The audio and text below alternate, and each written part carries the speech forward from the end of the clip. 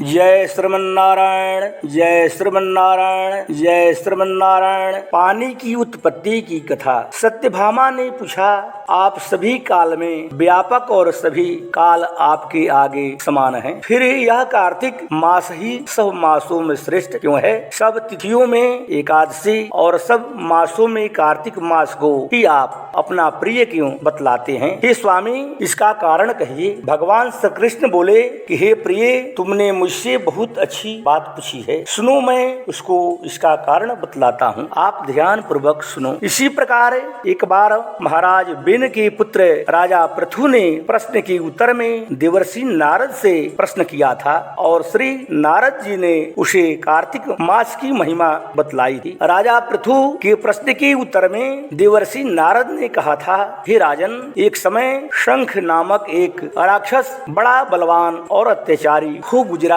है। उसके आपके अत्याचारों से उनको लोगों को कंपायमान कर दिया था। उस शंखासुर ने स्वर्ग में रहने वाले देवताओं को जीतकर इंद्र आदि 10 लोकपालों के अधिकारों को छीन लिया। उससे डरकर सभी देवता सुमेरु पर्वत की गुफाओं में कुटुंबियों के साथ बहुत दिनों तक छिपे रहे थे। वे सुमेरु पर्वत की गुफाओं में निश्चिंत होकर रहने लगे। उधर जब शंख की पता चला कि देवता आनंद से सुमेरु पर्वत पर रहने लगे हैं, तो उसने सोचा कि ऐसी कोई दिव्य शक्ति जरूर है। वह शक्ति कौन सी है जिसके कारण अपना अधिकार छिन जाने पर भी देवता बलवान होते हैं? यह सोचते सोचते वह इस परिणाम पर पहुंचा कि वह सब वेद मंत्रों के बल से ही बलवान हो रहे हैं। अगर इनके वेद छीन लिए जाए तो वह अपने आप निर्बल हो जाएंगे। देवर्षि नारद बोले कि ऐसा सोचकर असुर शंख ने भगवान विष्णु को सोते हुए देखकर सत्यलोक में वेद चुराने के लिए पहुंचा। उसको आता देखकर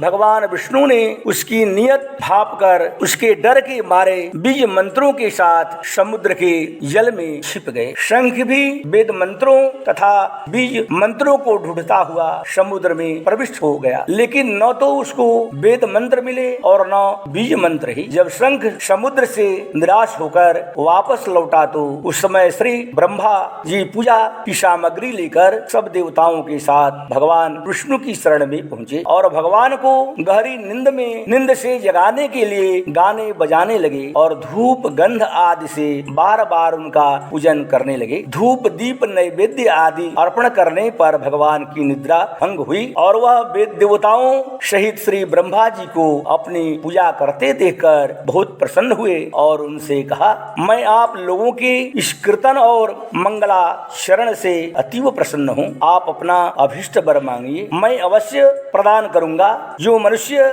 आश्विन शुक्ल की एकादशी से देवोत्थनी एकादशी तक ब्रह्म मुहूर्त में उठकर मेरी अर्चना करेंगे, वह तुम्हारी तरह मेरे प्रसन्न होने के कारण सुख को प्राप्त करेंगे। यह जो पाद्य अर्घ्य आचमन और जल आदि सामग्री आप लोग मेरे लिए लाए हैं, वह अनंत गुणों वाली होकर आपका कल्याण करेगी। शंख जो वेद चुराकर ले गया है उसके सब समुद्र में ही है। मैं उस शंखासुर को मारकर ले आता हूँ। आज से मंत्र बीज और वेदों के साथ चारों वेद प्रति वर्ष कार्तिक मास में जल में विश्राम किया करेंगे और मैं मत्स्य का रूप धारण करके समुद्र में जाता हूँ और आप लोग भी ऋषि महर्षियों को साथ लेकर मेरे साथ चलें। जो कार्तिक मास में पहर रात्रि पहले स्नान का फल प्राप्त करते हैं, वह अज्ञात में अमृत स्नान का फल प्राप्त करते हैं। हे देवेंद्र, जो कार्तिक मास